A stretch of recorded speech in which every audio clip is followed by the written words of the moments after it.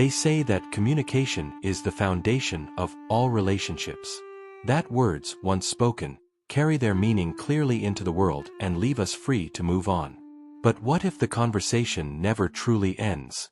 What if, long after the room has emptied and the voices have faded, you're still there, replaying every sentence, every pause, every flicker of expression, searching for something you might have missed, something you might have ruined? There are people who live in the echo of their own words. For them, every conversation is a performance under review, every silence a potential verdict.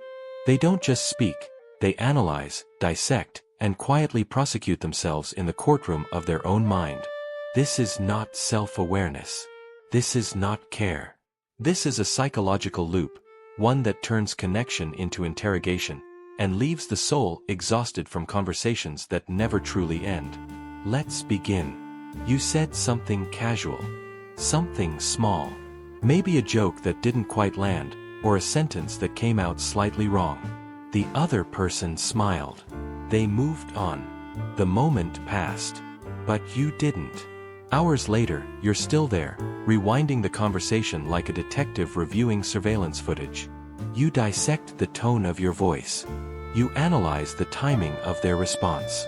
You freeze-frame their facial expression, searching for evidence of disappointment, confusion, or quiet judgment. Did they really laugh?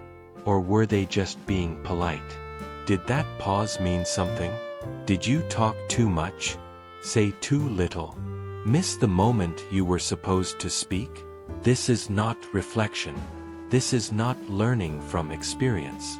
This is the endless replay, a psychological loop where conversations don't end when the words stop, but continue in the private theater of your mind, playing over and over until the memory is worn smooth and shapeless, stripped of all original meaning. And the cruelest part, the more you replay it, the less certain you become. What seemed fine at first now feels heavy with hidden meaning. What felt natural begins to look like a mistake. The conversation distorts under the weight of your attention, until you can no longer trust what actually happened, only what you fear might have happened. You become both the accused and the prosecutor, the witness and the judge. Every word you spoke is evidence. Every silence is testimony against you. And no matter how many times you review the case, you never find yourself innocent. This is the exhausting reality for those who overthink every conversation. They don't just communicate, they audit. They don't just speak, they perform, and then spend days reviewing their own performance, searching for the fatal flaw that will explain why connection feels so fragile, why relationships feel so conditional, why being themselves feels so dangerously uncertain. They are not dramatic. They are not seeking attention. They are trying, with everything they have, to control something that once felt entirely out of their control. The way they are seen, the way they are received, the way they are allowed to exist in the presence of others. And so the conversation never ends. It follows them into the next room, into the quiet of the evening, into the solitude of 3 a.m., a ghost they cannot shake, a question they cannot answer, a performance they can never quite perfect. Because the truth is, they are not overthinking the conversation. They are overthinking their right to be in it at all. This pattern didn't begin with you. It began long before you had the words to name it.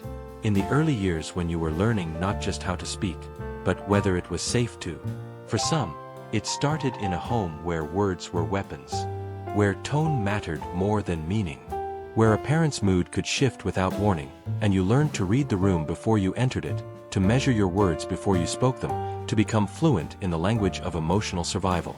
You learned that what you said could change everything, that the wrong word could summon anger, that the wrong tone could invite coldness. That silence, sometimes, was the only safe response. And so you became careful, watchful, attentive to every shift in energy, every micro-expression, every subtle cue that signaled whether you were welcome or whether you had, once again, said too much, been too much, existed too loudly in a space that preferred you quiet. For others, it wasn't anger, it was absence. Parents who were physically present but emotionally unreachable. Conversations that never quite connected. Moments when you spoke and felt your words dissolve into the air, unacknowledged, as if you had said nothing at all. And so you learned to question whether your voice mattered, whether your thoughts were worth sharing, whether the act of speaking was a gift or an imposition. You began to rehearse before you spoke, to edit in real time, to wonder, even as the words left your mouth, whether they were the right ones, whether they would land, whether they would be enough to bridge the distance between you and the person you were trying to reach. This was not overthinking. This was adaptation. This was survival. This was a child learning to navigate a world where communication was not a bridge, it was a minefield. And the lesson, though never spoken aloud, was clear. Your words have consequences. Your presence requires justification. Your existence must be managed carefully, or it will be rejected. So you became the manager, the editor, the internal critic who never sleeps. You learned to overthink not because you were anxious by nature, but because you were taught that attention to detail was the price of safety. That hyper-awareness was the cost of love.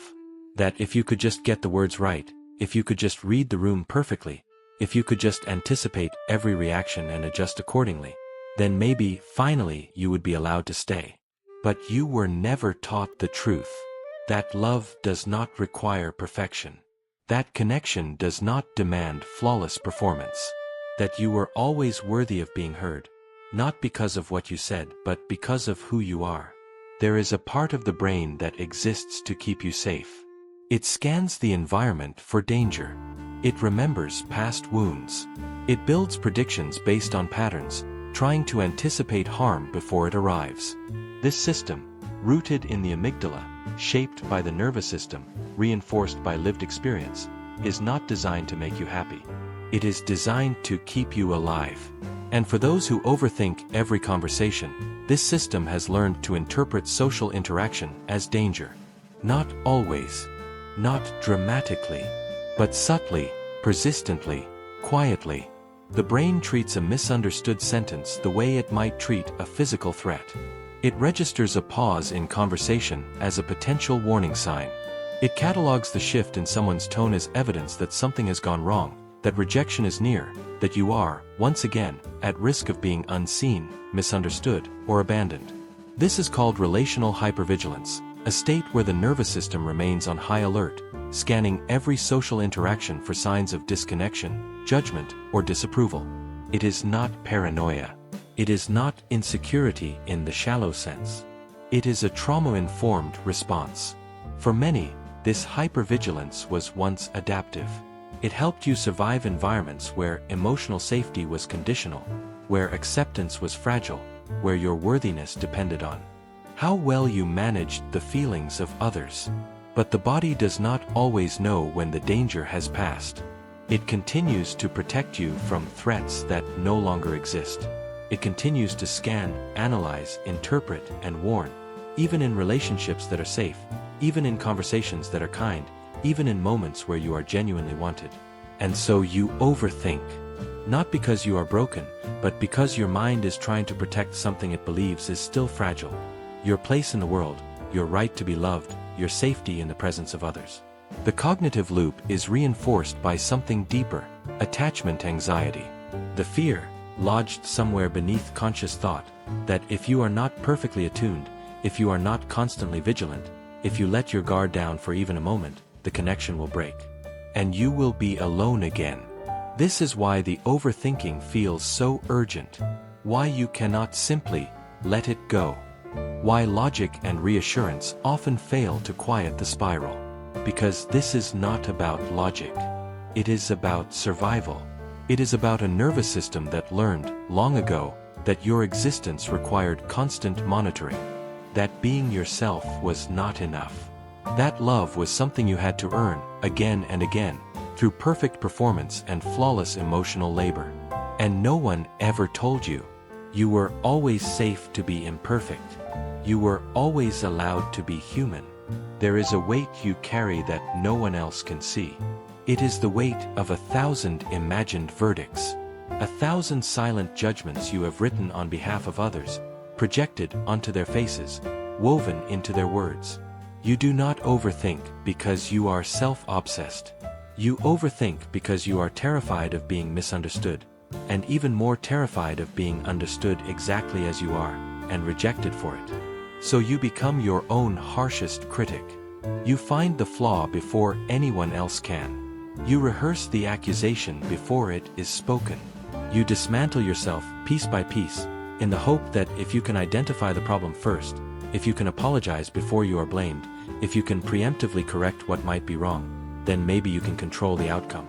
Maybe you can prevent the rejection you are certain is coming.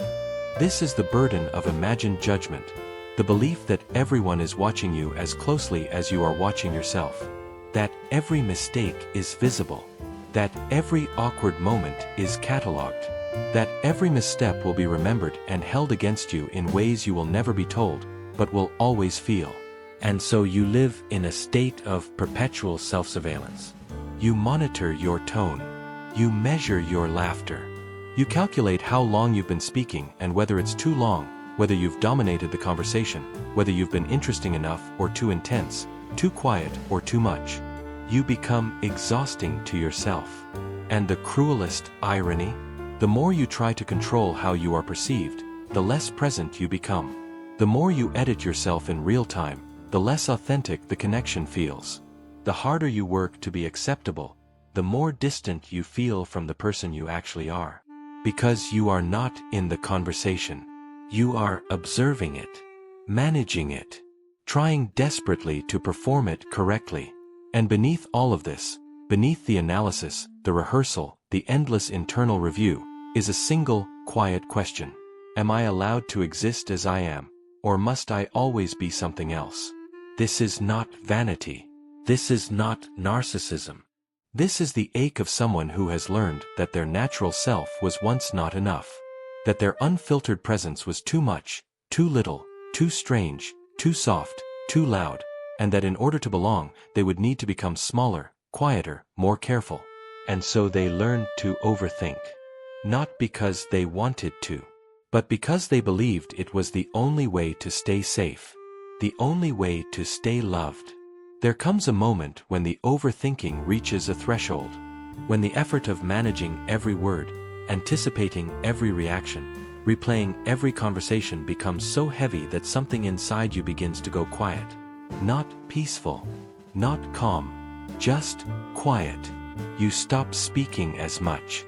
You hold back more. You let conversations pass you by, because staying silent feels safer than risking another spiral, another endless replay, another night spent wondering what you did wrong. And at first, it feels like relief. No words means no mistakes. No conversation means no analysis. No risk means no regret. But slowly, something else begins to happen. You start to feel like a ghost in your own life. Present, but not participating. Listening, but not heard. Watching connection happen around you, but no longer fully inside it. The silence that once felt protective begins to feel like exile. You want to speak. You have things to say, thoughts, feelings, humor, depth. But the gap between wanting to speak and actually speaking has grown so wide that crossing it feels impossible.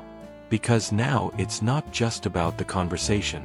It's about the months, the years, of overthinking that have taught you a single, devastating lesson. Your voice is a liability, and so you withdraw. Not dramatically, not visibly. You show up, you smile, you nod, you perform presence. But inside, you are disappearing. You are learning to make yourself smaller and smaller, until the part of you that once wanted to be known, to be seen, to be authentically connected, begins to fade into something you can barely recognize. And the loneliness is not the absence of people. It is the absence of yourself.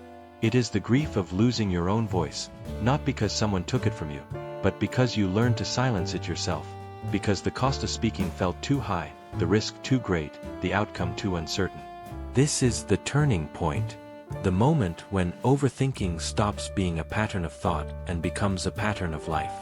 When self-protection becomes self-erasure. When the fear of being judged becomes the certainty of being invisible.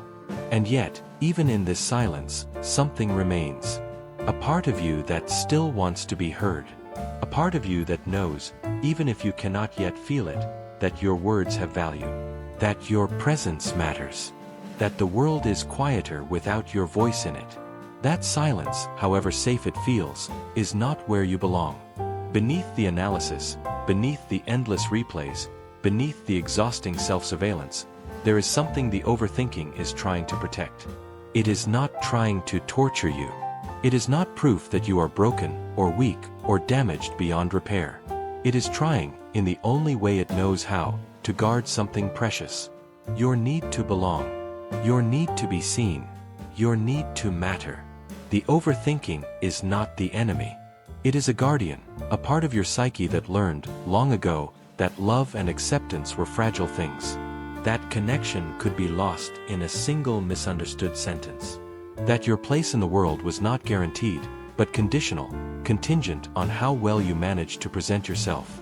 And so it watches. It reviews. It prepares. It tries to help you avoid the pain of rejection by catching every mistake before it becomes visible, by rehearsing every conversation until it feels safe, by analyzing every interaction until it can guarantee, though it never can, that you will not be hurt again. This is not dysfunction. This is care, twisted by fear. This is love, expressed through hypervigilance. This is a part of you that never learned it was safe to be imperfect, to be spontaneous, to exist without constant justification. And the tragedy is not that you overthink. The tragedy is that you were taught to believe your natural self was not enough. That your worthiness required curation. That your presence was something to be earned, managed, and perpetually audited, rather than something that was always, inherently, already valuable. The overthinking is protecting a wound that was never yours to carry. It is standing guard over a question you should never have had to ask. Am I lovable as I am? And the answer, the one your mind has been searching for in every replayed conversation, every analyzed pause, every imagined judgment, is not something you will find in the opinions of others. It is not something you will discover by perfecting your words, or reading the room flawlessly, or finally getting the conversation exactly right. The answer lives in a different place entirely. It lives in the quiet, radical act of believing that your existence does not require justification. That your voice does not need to be perfect to be worthy. That you were always allowed to be human, messy, uncertain, imperfect, real, and still deserving of connection, of kindness, of love. The overthinking has been trying to protect you from a danger that was never true. That you are too much, or not enough. That your authentic self is something to be hidden. That love is something you must earn, rather than something you were always worthy of receiving. There is no single moment when the overthinking stops.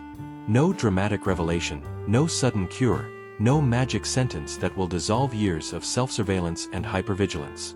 But there is a path. A slow, gentle unraveling of the patterns that have kept you trapped in the echo of your own words. It begins not with discipline, but with compassion. With the recognition that the part of you that overthinks is not an enemy to be defeated, but a frightened guardian to be thanked, and gently relieved of duty. It begins with noticing the spiral, not to stop it, but to see it. To observe the moment when your mind reaches for the replay button and say, quietly, to yourself, I see you. I understand why you're doing this. But I am safe now. It begins with practice. Not the practice of controlling your thoughts, but the practice of letting conversations end. Of speaking, and then releasing the words into the world without following them. Of trusting that your words do not need to be perfect to be worthy. That the other person's reaction is theirs to feel, and not yours to manage. It begins with the slow, difficult work of reparenting the part of you that learned to fear your own voice. Of speaking to yourself with the kindness you wish someone had spoken to you when you were young and uncertain, and learning that your presence required justification. You did not say the wrong thing. You were nervous, and that's okay. You do not need to apologize for existing. The pause in the conversation was not a judgment. It was just a pause. This is not easy. It will not happen quickly. There will be days when the old patterns return with full force. When a single conversation will send you spiraling for hours. when the weight of imagined judgment will feel unbearable. And on those days, the practice is not to shame yourself for overthinking. It is to meet yourself there, in the spiral, and remember, you are not broken. You are healing. You are not failing. You are learning. You are unlearning a survival strategy that once protected you, and learning a new one where your safety does not depend on perfection, where connection does not require constant vigilance, where you are allowed to be human, imperfect, and still deeply, undeniably worthy. The path to quiet liberation is not about thinking less. It is about trusting more. Trusting that you are enough, that your voice matters, that the people who are meant to love you will not require you to edit yourself into something smaller, quieter, more acceptable. They will meet you as you are, and you will finally be free. What if the overthinking was never the problem? What if it was, instead, proof of something deeper, proof of your capacity to care, to feel, to want connection so badly that you were willing to exhaust yourself in pursuit of it? What if the voice that replays every conversation, that searches for hidden meanings, that tries so desperately to get it right, is not a flaw, but evidence of a heart that refuses to give up on being understood? You are not broken because you overthink. You are sensitive. You are perceptive. You are deeply attuned to the emotional landscape of every interaction, not because you are weak, but because you feel the weight of words, the gravity of connection, the quiet devastation of being misunderstood. And yes, it is exhausting. Yes, it has cost you peace. Yes, it has made conversations feel like battlefields and silence feel like failure. But it has also made you someone who listens carefully, who chooses words with intention, who understands, perhaps better than most, the profound vulnerability of being seen. And that is not something to be fixed. It is something to be honored. The work is not to stop overthinking. It is to learn to listen to yourself with the same compassion you extend to others. To speak to the part of you that is afraid, that is replaying, that is searching for safety, and offer it what it has always needed. You are allowed to be imperfect. You are allowed to be misunderstood.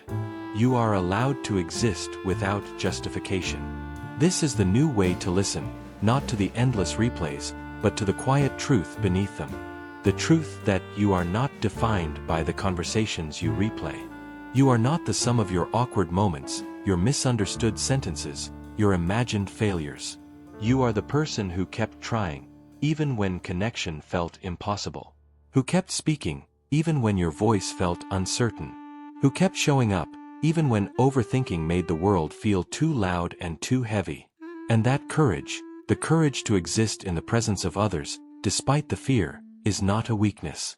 It is the most human thing you will ever do. So let the conversation end. Let the words go. Let yourself be imperfect, be uncertain, be gloriously, messily human.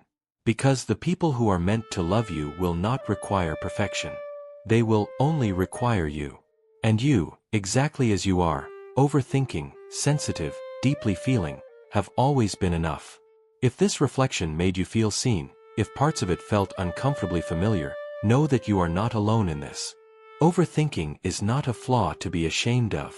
It is a response to a world that taught you that your presence required constant justification, and you are slowly, gently, learning that it never did. If you'd like to stay connected, if you'd like more reflections on the hidden corners of the human heart, consider subscribing. This is a space where we explore the psychological truths no one talks about, the quiet patterns that shape us, the wounds we carry in silence, the ways we learn to be human again. And if you feel moved to share your own experience in the comments, please do. Not because you have to, but because your words might help someone else feel less alone. Your story matters. Your voice matters. Take care of yourself. You deserve gentleness.